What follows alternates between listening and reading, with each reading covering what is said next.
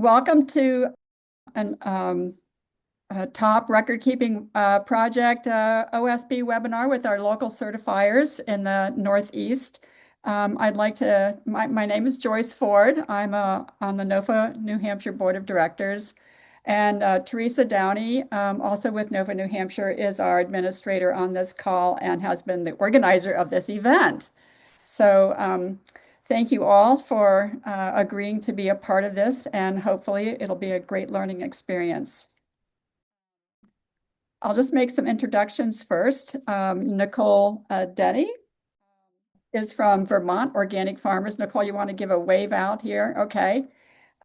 She began working with VOF in 2003, which is the year after the National Organic Program regulations went into effect. Since that time, she has worked to represent the views of Vermont organic producers at the National Organic Standard Boards meetings, which is the NOSB, and as a member of the Accredited Certifiers Association. She has served on the boards of OMRI and the Real Organic Project. And in her past life, she spent less time in front of a computer and more time wrangling poultry, grading apples, and with seconds to spare, and teaching people how to milk cows.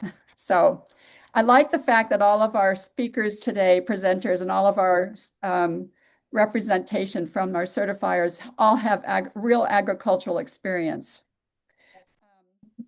Laura Sandstrom from Baystate Organic Certifiers also grew up on an organic vegetable operation and market garden in the Finger Lakes region of New York, and where she developed a deep appreciation for organic agriculture and the people who make it possible. She started working as a crop compliance reviewer in 2010 and joined Baystate about 4 years later as a certification specialist. Now she's a certification administrator at Baystate, and where Baystate has now 25 employees and certifies nearly 1,000 certified farms and processors. And she's witnessed a tremendous growth of the organic food industry as a whole. Chris Grigsby is currently the certification director for MOFGA Certification Services, also known as MCS. And he's been holding that position since 2016, so he has a lot of experience.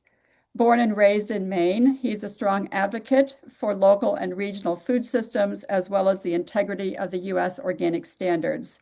He's represented MOFGA, MCS, and organic producers at various events and meetings, both nationally and internationally, and is currently the board chair of the Organic Materials Review Institute, OMRI. I didn't know that, Chris. That's pretty cool. And sits on the standards board of the Real Organic Project. Chris and his wife operate a small organic wild blueberry operation, Appleton Fruit and Flower. So I'm going to start with a short presentation, just kind of giving the regulatory framework for organic system plans, or OSPs, as they're more familiarly known.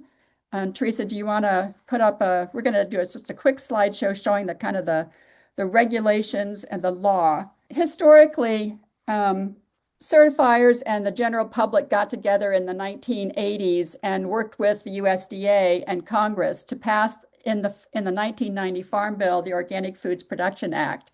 And in that law, they actually state that the organic plan is required to be filled out by a producer or handler and submitted to the certifying agent. Next slide. So there are different kinds of plans. There's handling plans, there's livestock plans, there's farm crop plans, wild crop plans, but they're all they're all really under the heading of organic system plans, but it just depends on what kind of plan you're filling out. Okay, so then in 2002, as Nicole mentioned in her intro, the organic regulations were passed, were finally published and went into effect in 2002. And in that, the organic system plan is defined as a plan of management. It's a written plan that concerns all aspects of the agricultural production or your handling. Okay. It also in the organic regulation, the producer or handler must develop an organic production or handling plan that's agreed to by the producer and handler, that's you, or the accredited certifying agent. Okay, next slide. There's a lot of other words in there, but I just felt we just wanted to focus on what we were trying to do here. So within the organic plan, you have to have a description of your practices and procedures that you use on the farm or the processing facility, all the substances that are used, how they're used, a description of the monitoring practices and procedures, a description of the record-keeping system. Okay, Teresa. And a description of the management practices and any physical barriers that are established to prevent commingling of organic and non-organic products and to prevent contact with prohibited substances. And of course, any other additional information that's deemed necessary. I think the last slide. And so you can also substitute a different plan as long as it contains all that similar information. And then the NOP, the National Organic Program, has an instruction 2615 that provides a lot more detail in terms of additional requirements for organic system plans. So that's just the background. So all of our certifying agencies have to meet that part of the rule, and that's why you have a lot of questions to answer on your OSPs. So I'll turn it over to Nicole. Okay, Nicole. Okay, can you hear me? Yes, and you're starting to screen share. Okay, there's your presentation. There we go. Perfect. Okay. So thanks, Joyce. Joyce provided us kind of the regulatory framework for what an organic system plan is, and I'm going to try to put it into lay person's terms so that we can understand what it means. So as Joyce said, I'm Nicole Daney. I'm the director of Vermont Organic Farmers. And just a little bit about our organization. We are an LLC owned by a nonprofit, NOFA Vermont. We've been doing organic certification since our inception in 1985. And then we were accredited by the National Organic Program in 2002. And we currently certify over 740 farms. We also certify processors. We only certify in the state of Vermont, so that sort of distinguishes us from Baystate and MOFGA, who are here today. I'd just like to mention that our ownership by a nonprofit certainly affects our approach to organic certification. We were also started by farmers, and that also sort of affects how we handle our work. So the way that it impacts us is we like to think of the certification that we do as values-based certification. And some of those values that we want to ensure are in our process is to make sure certification has integrity, to make sure producers are engaged in the process, that you all have a voice in the certification process, that we're working with our producers to achieve success, and that both us as individuals and as an organization and as producers, that we're striving for kind of continuous improvement in our work. Okay, so what is an organic system plan? Overall, it's just a description of how you as the farmer or processor are going to comply with the organic standards. So theoretically, a producer could write their own organic system plan, as Joyce indicated through the regulations. I personally have never seen that happen. Instead, what tends to happen is we provide a blank, we as in certifiers, provide producers with a blank, what we often refer to as the organic application. So when you hear the term organic application, that is the same thing as your quote unquote organic system plan. I think a lot of us have moved to using the terminology of OSP or organic system plan, but historically it was called the organic application. So in some ways you can see this as a contract between us as the certifier and you as the farmer or processor, where you're telling us how you're going to manufacture your product, how you're going to farm your crops, how you're going to raise your livestock. So it includes a list of approved practices. It includes a list of improved materials or tools that you're going to use, fertilizers, seeds, that sort of thing. It's a plan, and this is important.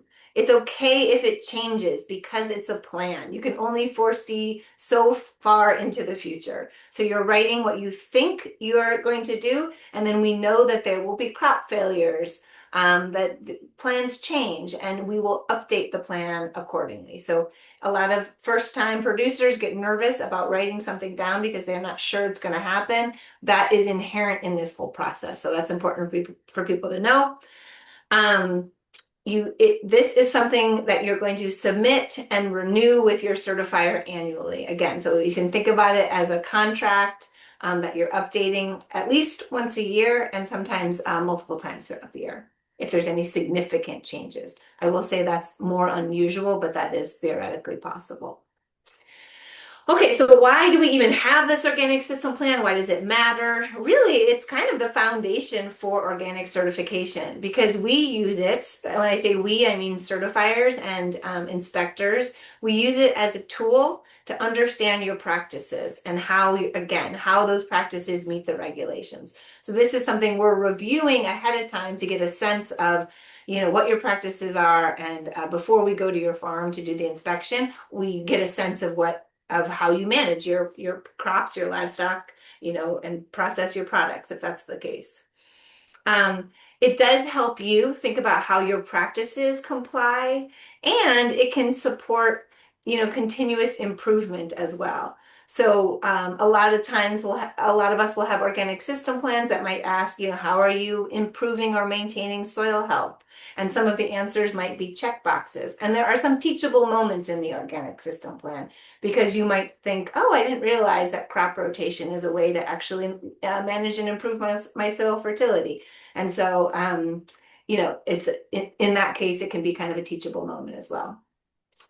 And it's a way for producers to update certifiers on what's going on your farm. For example, if you're adding a new field, that's a significant change that your certifier is going to want to be made aware of. And you can think of that as an update to your organic system plan. Likely you're going to call the office and let us know, or email us and let us know. But overall, you can kind of think of it in that same context. And, what I would kind of challenge our producers with is like, how can this organic system plan also be helpful to you? Yes, it's a tool for compliance. Is it possible to use it to train your employees? Can you kind of document your standard operating procedures in your organic system plan? So, I would like to push people, push our producers to potentially think about it as how it can really help your business. Okay, so what information is typically included? We're going to ask you general information about your business, who you want as your certification contacts, for example. What crops or livestock are you requesting for certification? We're going to want to know information about your organic fields that you'd like to get certified. We're going to ask for a list of all those fields. We're going to ask, oops, I see a typo there. We're going to ask for acreage for each field and the types of crops that you're growing. We're going to ask for farm maps. If you're raising livestock, we're going to ask for how many livestock you're in each animal group you're looking to certify. And again, it's a plan. So although these questions might seem overwhelming, you're going to do your best to anticipate, and then it is okay if it changes. Part of the process, as you'll see, is we update it during the year and during the certification process. So we're going to want to know about inputs, buffer zones, which have to do with how you're protecting your organic crop from conventional adjacent management. How you're planning on keeping records, how you store and handle your your product, and then pest, weed, and disease management. So those are just some examples of the types of questions that we're asking in the organic system plan. And just very quickly, because this kind of helps put it in context, the organic system plan, as I said, is submitted and renewed on an annual basis. That gets reviewed by the certification specialists. Then it gets sent to the inspector, who also reviews it to get a sense of your farm before they come onto your farm. Then the inspection, the role of the inspector is really to verify your organic system plan and see what has happened. Are there changes? If so, they will update your organic system plan as part of the inspection. And then, of course, there's a certification fee that you're going to pay every year. And these three components are really kind of the core of the certification process, and they are submitted annually, repeated annually. So what is important to remember is the first time you fill out your organic system plan, it's pretty, it's thorough and requires a lot of information. From there on out, it's just an update. So your first time you've got to, is probably the hardest. And then from there, you're just doing, you're updating and just submitting any changes. So like I said, the organic system plan is used in the inspection process. So before the inspector gets to your farm, they're going to review the organic system plan. That's going to help them understand, how do you manage your soil fertility? How many fields do you have? What kind of buffer issues that they might want to look at. It will just give them some an understanding of how you're complying with the rules.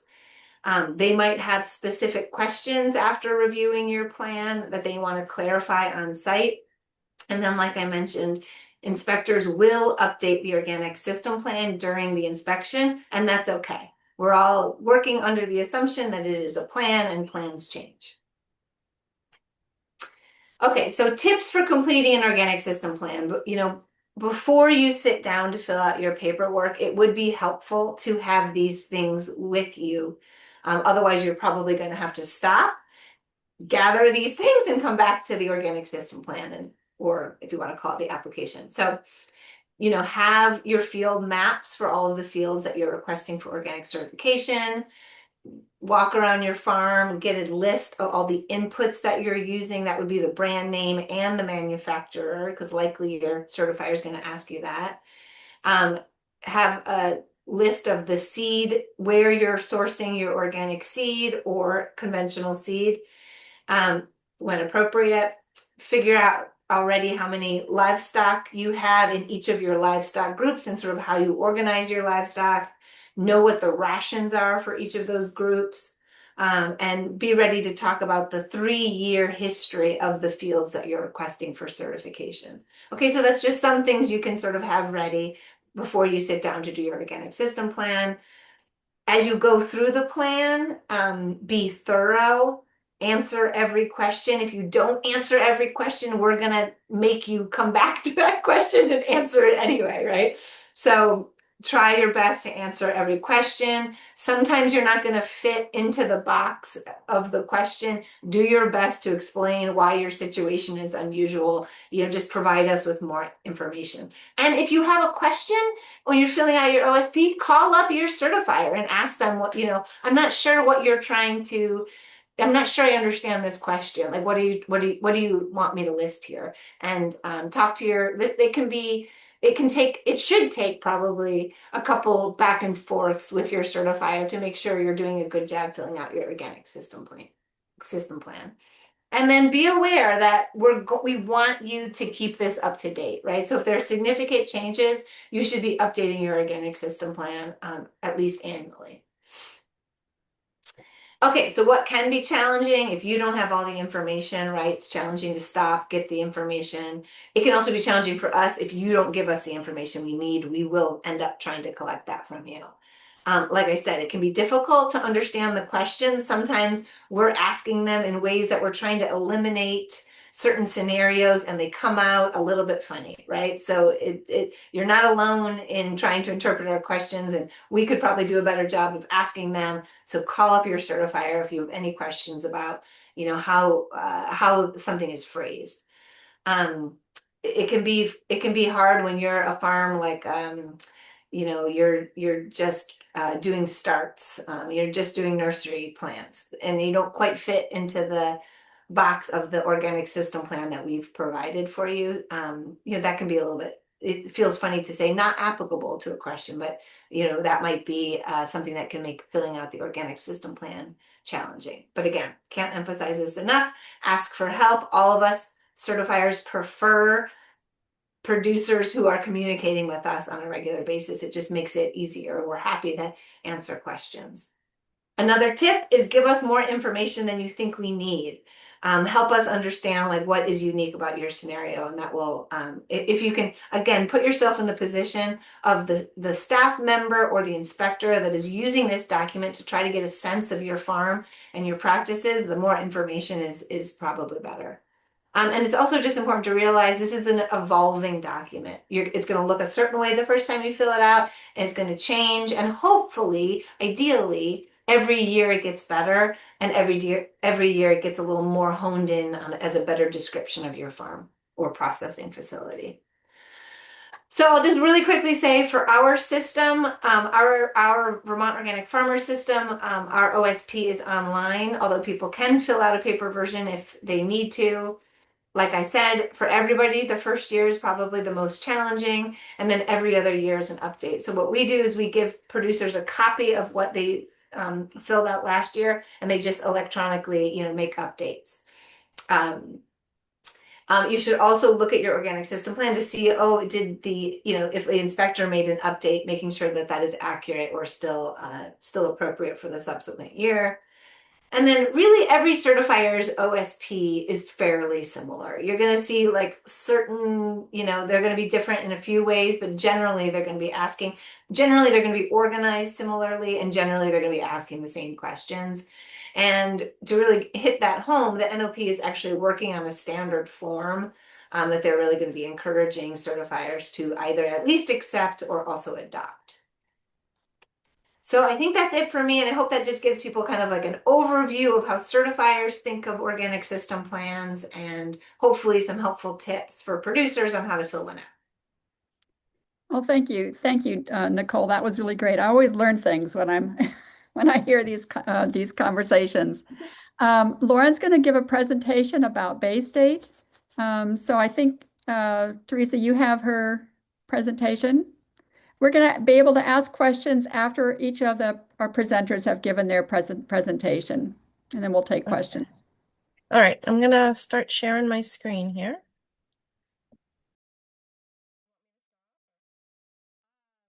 So our crop application checklist is basically the guide for filling out the organic system plan. And there's just a screenshot of it there. And it just walks you through each of the components of what you need to submit and if they're applicable or not. The authorized contacts form is a really important form. This tells us who we're listing on the certificate as the primary contact. It also tells us who to send renewal application documents to, who to contact about payments.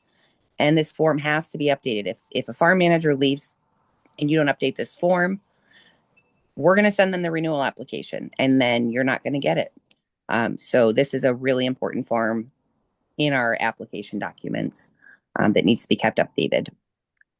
This is just the first 2 pages of our organic farm plan to just give you an idea of kind of what it looks like. It's not as intimidating as it might seem. You're just answering questions about your farm. You're just walking through it. And like Nicole said, if there's not enough space for your answer, you can go ahead and write outside of the margins. You can submit an additional page. You can describe your scenario, and then that'll help us understand it better. So you don't have to stay within the boxes, but they're there as a guide. We have a seed information form, and it's more of a general reporting of the percentage of organic seeds that you're using.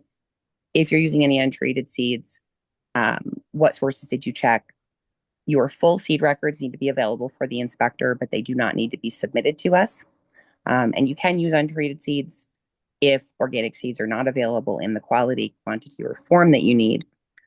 But the price is not an option. So you can't just get untreated seeds because they're cheaper. You're going to need to submit a list of crops for certification with your application. And we have a form called an Appendix A that you can use. You can also use your own form. It just has to list the crop type, the field that it's being grown in, and how much is being grown. And this is really important because this is what your certificate is generated from. So the crops listed and reported are what's going to be on your organic certificate. And it can be updated at inspection. If you submit the application early in the year and then you have changes to it, you can make changes at the inspection for what has changed in that time. The field history affidavit, I think, is common between all of us. You need to report the last 36 months of activity for the fields, and each year needs to be signed off on by the person that actually was managing or owned the property. So if you're renting a field, whomever you're renting it from needs to sign off on it if they were actually managing the land for prior years. If you recently purchased the field, the prior owner needs to sign off on it. And it needs to be complete. It needs to list specifics about all of the materials that were used, crops, cover crops. For maps, we need an overview map. This doesn't have to be to scale, but we want to see where fields and farm buildings are in relation to each other or in relation to the home farm if you have multiple locations. You can use FSA maps, Google Earth maps, you can hand draw maps. We're really flexible as long as they're clear and they're accurate. But again, they don't have to be specifically to scale. And then we also want individual field maps, a map of each field that you're certifying, showing buffers, borders, directionals. And again, it doesn't have to be to scale. And it can be the FSA maps or screenshots of Google Maps. It just has to be accurate enough that we can, see what's surrounding your land and what's on your land. And then if you have any facilities, a packing facility, storage facility, we're going to want maps of those as well. For organic labels, do not print any labels until they have been approved. Even if you're printing a new size, we want to approve new sizes of labels. It could happen if you go and print labels that they're not going to be compliant and you're going to have to get rid of all of them. We request samples of your records. You don't have to submit all of your records with your application. We want to see a sample of your record keeping system. And we're very flexible. We prefer that you start with whatever you're currently doing and submit that to us, and we can tell you if it's adequate or if more or less needs to be added. There's a record keeping section in the OSP. It does not mean that all of these are records you have to keep. These are the most common records, and they're listed there so that you can check them off if those are the records that you're keeping. And then we can send you a sample of records. If you're just starting out and you have no idea where to start, we certainly can send you a sample, but we like you to just kind of use whatever you're using so it stays up to date. Water testing is only required if you're washing crops for human consumption and if you have well water. So if you have municipal water, there's no testing required. Only if you have well water and you're washing crops for human consumption. And it just needs to be a potable water test. It doesn't need to be any sort of fancy analysis. There's a directions sheet in our application packet. And this is really important because this tells the inspector how to get to you, especially if GPS does not work. If GPS works to get to your farm, you can just write that down and, put down your address. But if it's cell service is not good in your area, a map and written directions is really important. And if there's, additional information, a gate that they have to open or something like that, this is your spot to tell the inspector how to get to you. Import and export addendums are only needed if you're importing or exporting, but a lot of farms are exporting to Canada, and we do need to know that that's what you're doing prior to your inspection. We cannot add compliance after. And the abutter forms often cause confusion. Those are only needed if you have less than a 50-foot buffer and your fields are adjoining conventional land. So they're only if there are, concerns or potential for contamination. They're not required for every single field. Our fee structure is different than all other certification agencies. We all have different plans, but we have a one-time fee. It's based on your gross organic sales or your anticipated gross organic sales. The first year, there's a $150 new operation fee. Otherwise, there's not really any other fees. Our core inspection area is east of the Mississippi River. So any state east of the Mississippi, the inspection is included in your fees. That's just a quick screenshot of part of the fee schedule. It continues to go in our full application packet. And that's it. That's what you pay. For farms, you can pay half of your certification fee when you apply and the other half later in the year in August or September when your farm is actually making a little more money. If you're doing on-farm processed products, there's just an additional addendum that goes along with the application that includes information on the ingredients, your recipes, your labels, what your handling plan is, additional maps of the facility, any additional records. And then the same with livestock. There's an additional checklist and some additional plans, reports on dry matter intake and things like that. We do have a completely separate plan for maple and mushroom producers if that's all that they're producing, because those plans are very different than a farm, and we can make them much shorter. And some of the most common things that cause issues are, your field IDs and acreage being discrepant between the affidavits and the maps, not submitting accurate information on materials where we're not able to verify if we even know what exactly they are, your prior land histories being incomplete, and blank questions on the OSP, which is funny that Nicole said that too, because we will just send it right back to you. You have to fill them all out. Mark not applicable if it's not applicable. Our inspectors are not there to fill out your applications. We want the full application prior to sending the inspector. If there are changes to report to the inspector, that's absolutely fine. But you don't want to go through the application and say, oh, I'll just have the inspector fill that out when he's here. That's not going to work. And you have to respond to us. If we reach out with questions about your application during the review, we understand that you're busy and it's busy season.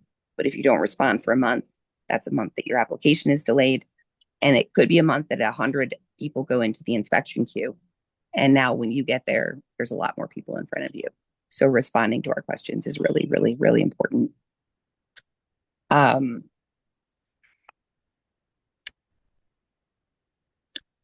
is also another one. I did write it in there. Lyme has been the biggest offender of certifications not being able to proceed. You have to make sure it is pure mined lime with nothing added to it. We have seen an incredible amount of hydrated lime this year that unfortunately has either decertified fields or caused new operations to have to go back into a full land transition. We're really flexible with your application submission. You can submit it by US mail. We can send you a file transfer link if you have a lot of files, and it'll directly just put them into our file storage system. You can also submit by email and just attach your documents to the email. Most important thing is that you keep copies of your application. And if you need us to mail you back a copy, if you're sending a hard copy, we certainly can. Once your renewal deadline is established, which will be when we issue your first certificate, that is your deadline every year going forward. If it's March 15th every single year is your renewal deadline, regardless of when your certificate is issued. We do your inspection and certificate issue at various times throughout the year. Your deadline is still going to be the same every single year, and we'll send you the full application a few months before the deadline, and you can mark it up with changes, or you can fill out an easy questionnaire to submit it. Your organic certificate is generated from the Organic Integrity Database. You will have access to any certificate in the Organic Integrity Database. Anybody does right now. You can go into the database and print off the organic certificate for any certified organic operation. The dates on the certificate are not expiration dates at all.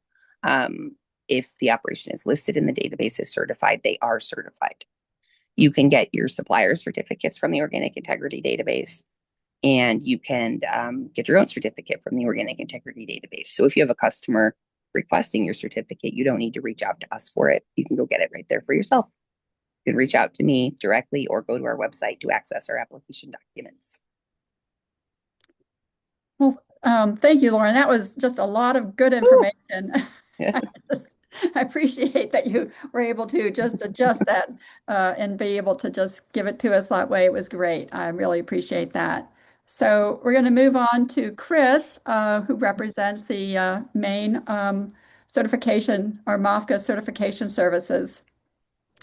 Yeah, thanks, Joyce. And thanks to Nicole and Lauren for going through all of that information. I think given that we're all kind of covering the same spaces, I'm sort of opting to just share my screen and walk through some of the different things that we have on our website, and just a few other sort of details that haven't been covered so far. So this is the MOFGA certification website. It's mofgacertification.org. And this is just sort of the homepage here. And what I wanted to kind of run through was just some of the different things that we have here. So we put all of our current organic system plan forms on our website. We like VOF, we also have an online system, which I'll show you in a second.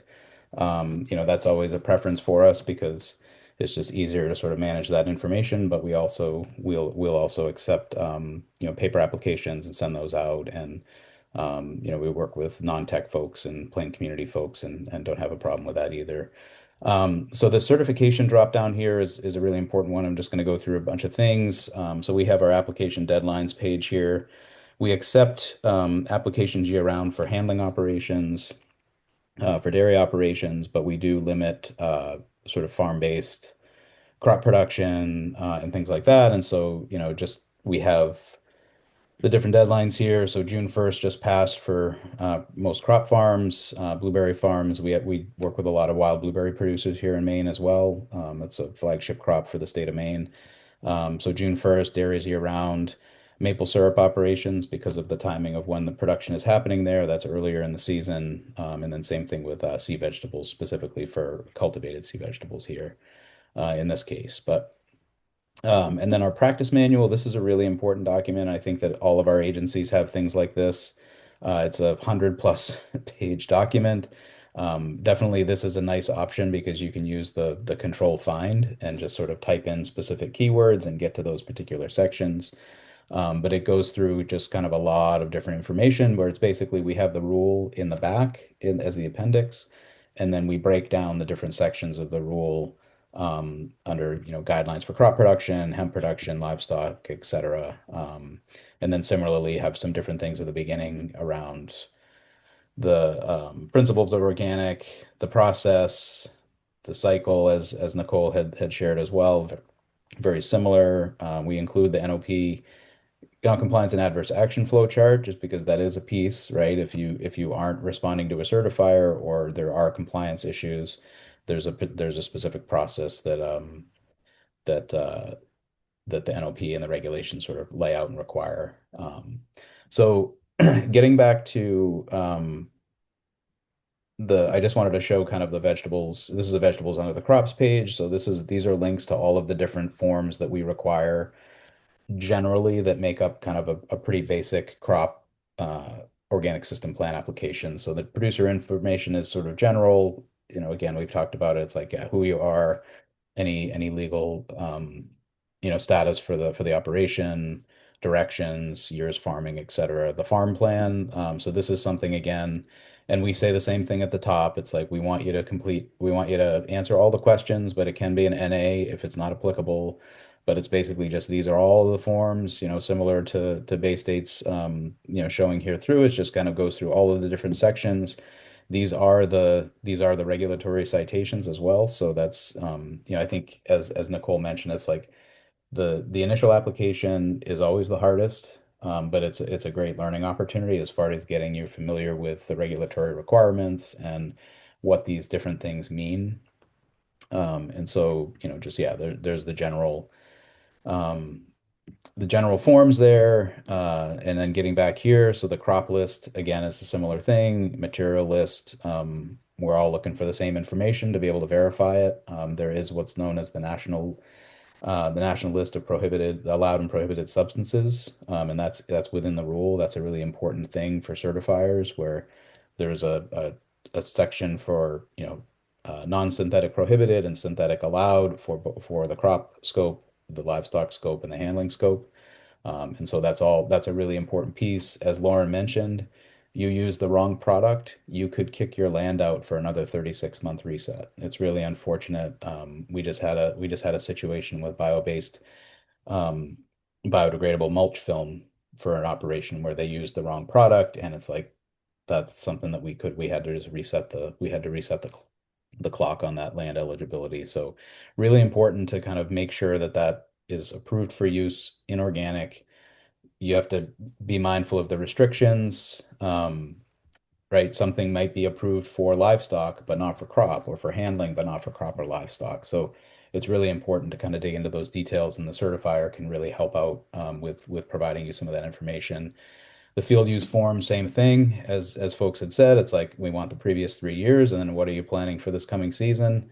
Some of the other information there as well.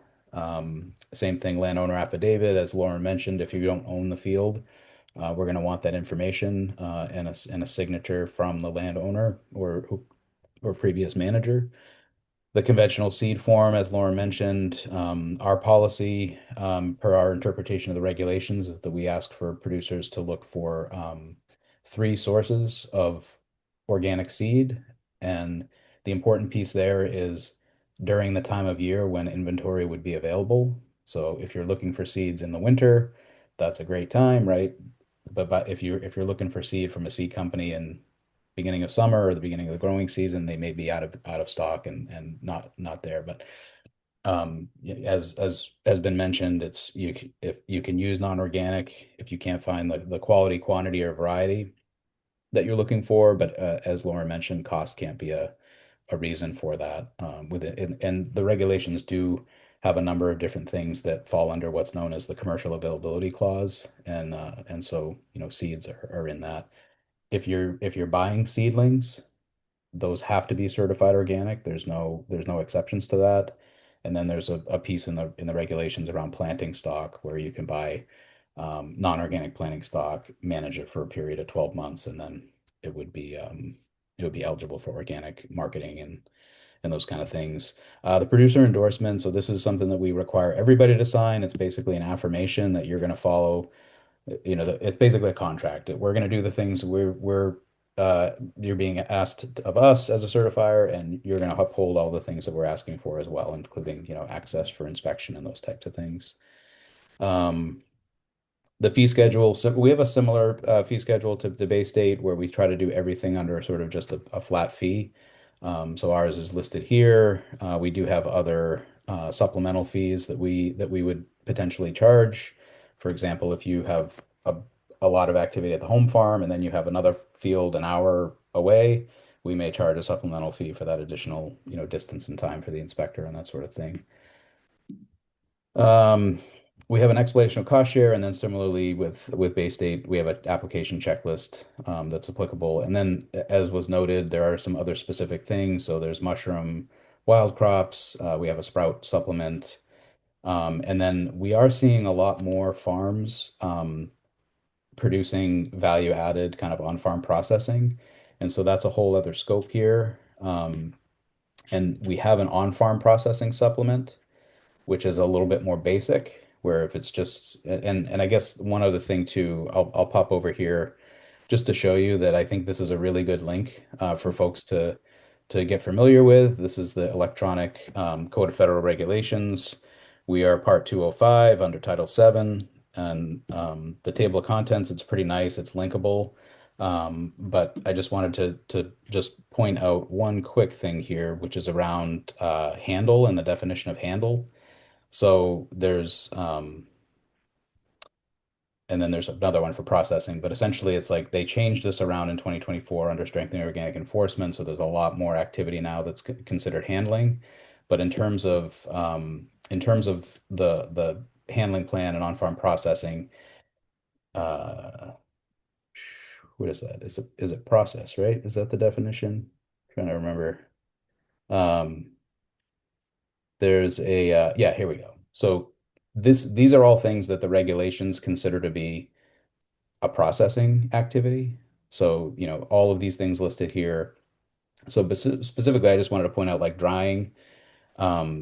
We interpret the regulations very much in line with the processing definition here. And so, for example, if we're certifying somebody who is a wild blueberry producer and they are taking fresh packed blueberries into a 5 or 30-pound box and then putting them in a walk-in freezer, that freezing step is considered a handling step. We do the same thing with dried flowers, dried herbs, hemp. We do that as well. I know that in some certifiers differ between like that's considered post-harvest handling, like curing onions or garlic versus drying. So that's just something to sort of point out there. Um, but in terms of getting to some of the handling, so again, livestock is here, but the processing and handling, just to show you real quick, there's, obviously we don't need to know about um, there's no fields, there's no seeds, there's no this, there's no that. So the handling plan kind of covers a lot of that. And then as Lauren mentioned, the multi-ingredient product profile, which essentially is like a recipe. It's like what's your recipe, right? So it's like all the ingredients, the percentage total, These are all the different things that we're looking for. And then this product composition is interesting too because um, something has to be at least 95% organic ingredient, certified organic ingredients in order to be considered in the organic level.